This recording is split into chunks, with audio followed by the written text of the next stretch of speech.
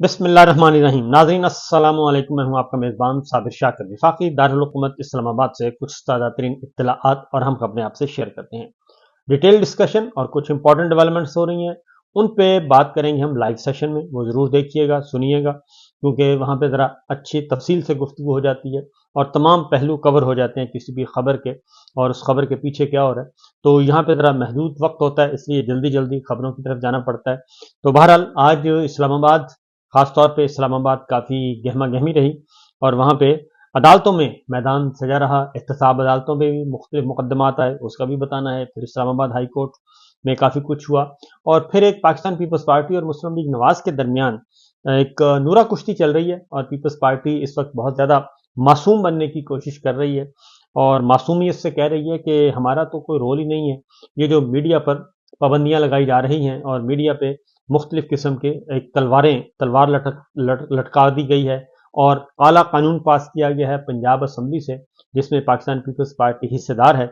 और वो काला कानून ऐसा है कि जिसमें आप सोशल मीडिया पे किसी भी मामले पे आपके मुंह से कोई भी निकला हुआ लफ्ज़ वो पकड़ लेंगे और उसके बाद सोशल मीडिया पे, टिकटॉक पे, ट्विटर पे, और ये गो के ट्विटर बैन है, लेकिन बैन होने के बावजूद भी वो आपकी कोई भी गुफ्तगू वहाँ से उठा सकते हैं।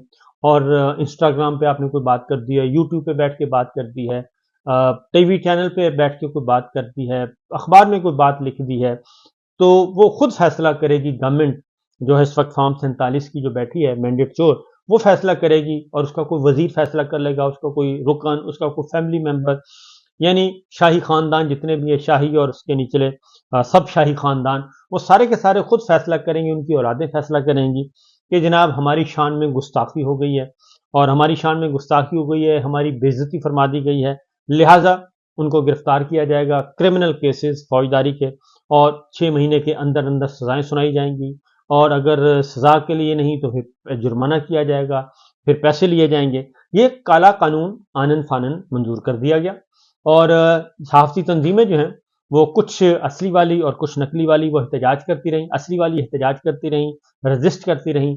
जो नकली वाली थी वो उनके साथ बैठ के गप्पे शप्पे लगाती रहीं और चाय शाय पीती रहीं, केक खाती रहीं, पेस्ट्रियाँ भी खाईं, और उन्होंने कहा ठीक है जी आप कर दें, हम बस वो शोर शराबा करते रहेंगे, एहतजाज करते रहेंगे, बाकी आप बिल्कुल हम आपके साथ हैं। क्योंकि हम तो, आपने हमें तो पकड़ना नहीं है, आपने तो पकड़ना अपने मुखालिफिन को, तो वो हमारे भी मुखालिफिन हैं, लिहाजा आप उनकी तरफ चढ़ दौड़ें। तो लिहाजा ये सब कुछ हो गया। अब क्योंकि ये आलमी सतह पे भी ये बुनियादी इंसानी हकूक़ के खिलाफ है और पाकिस्तान पीपल्स पार्टी के होते हुए ये सब कुछ हुआ। और अब पाकिस्तान पीपल्स पार्टी कह रही है, पंजाब पीपल्स पार्टी जो है वो कहती है जी हमें तो पता ही नहीं था और हम तो इसके हिस्सेदार ही नहीं है, ये तो नून लीग की प्रोडक्ट है। और गिलानी साहब कहते हैं, तो मसला ये है, अली हसन गिलानी साहब कहते हैं कि तो क्या फिर पाकिस्तान पीपल्स पार्टी, ज़ाहिर है पाकिस्तान पीपल्स पार्टी मुस्लिम लीग नवाज से ज़्यादा समझदार है, पॉलिटिकल एतबार से वो ज़्यादा काइयाँ किस्म की जमात है, और वो कोई दूध पीते बच्चे नहीं हैं कि उनको पता ही नहीं चला कि मीडिया के खिलाफ इतना बड़ा एक्ट हो गया है और उनको पता ही नहीं चला कि ये हो क्या रहा है।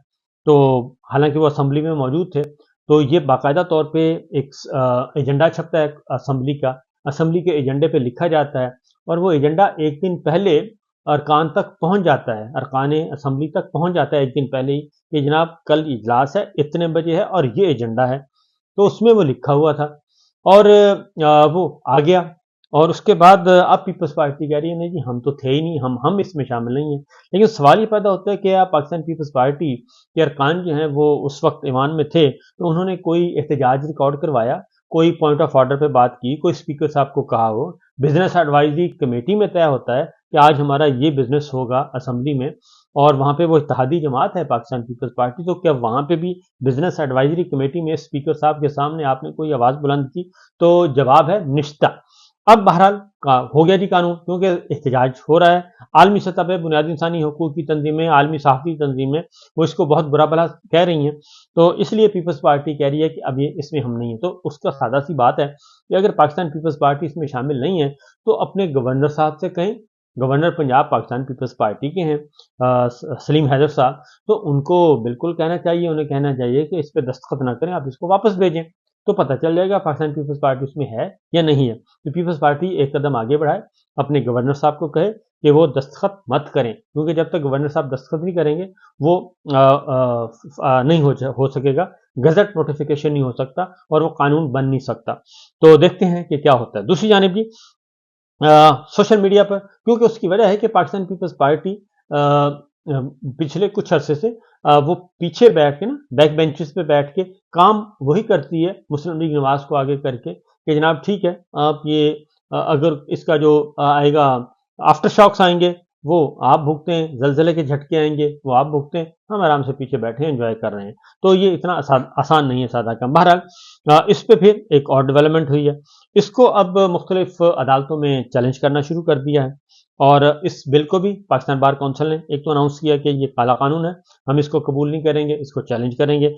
پھر ایک اور اقدام کیا گیا ہے, اور وہ ہے کیونکہ اب حسن مرتضیٰ صاحب نے بھی, پیپلز پارٹی کے پہلے علی حیدر گیلانی صاحب نے کہا, اب حسن مرتضیٰ صاحب نے بھی کہا کہ جلد بازی اجلت میں جو فیصلہ کیا گیا اسے ری وزٹ کرنا چاہیے. ہم پنجاب حکومت کے کسانوں کے ساتھ ہیں, ہم کاشتکاروں کے ہر احتجاج کا حصہ ہیں. صحافیوں پر قدغن کے بل کی پیپلز پارٹی مخالفت کرتی ہے, ہم اس بل کی مخالفت کرتے ہیں, ہم ہاؤس میں نہیں گئے. تو یہ آسان کام نہیں ہے جی. اس وقت بتاتے, اس وقت تقریر کرتے ایوان میں کھڑے ہو کے بتاتے کہ جناب یہ اس بل کی ہم مخالفت کر رہے ہیں. آپ نے ایوان میں ایسی کوئی چیز نہیں کہی, کوئی ایک سپیچ بھی ایسی نہیں ہے, ایک پوائنٹ آف آرڈر بھی ایسا نہیں ہے, نقطہ اعتراض پہ ہی آپ بول دیتے وہ بھی نہیں ہے. تو آپ کی مرضی کے بغیر یہ ہو نہیں سکتا تھا. بہرحال اب چونکہ رد عمل آ رہا ہے اور رد عمل کی وجہ سے یہ سارا کچھ ہو رہا ہے. بہرحال آگے بڑھتے ہیں جی. اب یہ جو باقی اس کے علاوہ اب کورٹ رپورٹنگ پہ پابندی لگائی ہوئی ہے جی. کورٹ رپورٹنگ کو بھی چیلنج کر دی. پہلے تو یہ ہے کہ اس کالے قانون کو پاکستان بار کونسل چیلنج کرنے جا رہی ہے, اور ساتھ ہی صحافتی تنظیمیں جو ہیں ہو سکتا ہے وہ بھی چیلنج کریں. ابھی تک اس کا کوئی سامنے نہیں آیا. پھر کورٹ رپورٹنگ پر پابندی لگا دی ہے اور پیمرا نے, اور یہ ظاہر ہے کس کے کہنے پر لگائی ہے. پیمرا آپ کو پتہ ہے کہ وہ بہت زیادہ پنڈی کے زیر اثر رہتا ہے, تو انہوں نے پابندی لگا دی کہ کورٹ رپورٹنگ پہ جو ہوتی ہیں پروسیڈنگز وہ نہیں آنی چاہیے. بس جو لکھی ہوئی 4 لائنیں آئیں فیصلے کی صورت میں یا آرڈر آف دا ڈے وہ ہونی چاہیے, جو وہاں پہ سوال جواب ہو رہا ہے وہ نہیں رپورٹ ہونا چاہیے. تو اس پہ بھی آج اسلام آباد ہائی کورٹ میں یہ پریس ایسوسی ایشن آف سپریم کورٹ اور اسلام آباد ہائی کورٹ جرنلسٹ ایسوسی ایشن نے اس کو چیلنج کر دیا ہے اسلام آباد ہائی کورٹ میں. اور پریس ایسوسی ایشن اور ہائی کورٹ ایسوسی ایشن کے صدور جو ہیں عقیل افضل اور فیاض محمود, انہوں نے کیا ہے جی چیلنج. بیرسٹر ہیں عمر اعجاز گیلانی, انہوں نے یہ کیا جی, اور صدر اسلام آباد ہائی کورٹ بار ریاست علی آزاد کے ذریعے یہ درخواست دائر کی گئی ہے. پیمرا نوٹیفیکیشن کے خلاف درخواست میں سیکرٹری اطلاعات اور چیئرمین پیمرا کو فریق بنایا گیا ہے. پیمرا نے 21 مئی کو ترمیمی نوٹیفیکیشن کے ذریعے عدالتی رپورٹنگ سے متعلق ہدایات جاری کی ہیں, اور پیمرا کا نوٹیفیکیشن آئین کے آرٹیکل 19 اور 19A کی خلاف ورزی ہے. سپریم کورٹ کے فیصلے کے پیمرا کے نوٹیفیکیشن میں غلط تشریح کی گئی ہے, کیونکہ ہر کام یہ پیمرا جو ہے وہ سپریم کورٹ کا ایک فیصلہ ہے وہ اوپر کرتا ہے جی, بیان کرتا ہے, رپورٹ کرتا ہے, اور نیچے اپنا حکم نامہ جاری کر دیتا ہے. تو یہ کوئی آج نہیں ہو رہی, یہ کافی عرصے سے ہو رہی ہے. اور اسی طریقے سے جی اس کو لاہور ہائی کورٹ میں بھی اس کو چیلنج کر دیا گیا ہے, اسلام آباد میں بھی چیلنج کر دیا گیا, لاہور میں بھی چیلنج کر دیا گیا ہے. پیمرا کی جانب سے جو عدالتی کارروائی کی رپورٹنگ پر پابندی لگائی گئی ہے. لاہور ہائی کورٹ کے جسٹس عابد عزیز شیخ جو ہیں وہ کل انہوں نے سماعت کرنی ہے, اور یعنی کہ جمعۃ المبارک کل جو آ رہا ہے کچھ دیر کے بعد شروع ہو جائے گا, سماعت کرنی ہے جسٹس عابد عزیز شیخ صاحب نے. اور درخواست میں حسب معمول پیمرا ہے, وفاقی حکومت ہے اور سیکرٹری انفارمیشن ہے, ان کو فریق بنایا گیا ہے, اور پیمرا نے 21 مئی کو عدالتی کارروائی پہ پابندی لگائی ہے. تو سیم ہے, 2 پیٹیشنز ہیں اور دونوں کا اس میں استدعا کی گئی ہے جی پیمرا کا نوٹیفیکیشن آپ معطل کریں, مسترد کریں اور سیٹ اسائڈ کریں, اور یہ حکم بنیادی انسانی حقوق اور آئین کے آرٹیکل متعلقہ 19 اور 19A کے منافی ہے.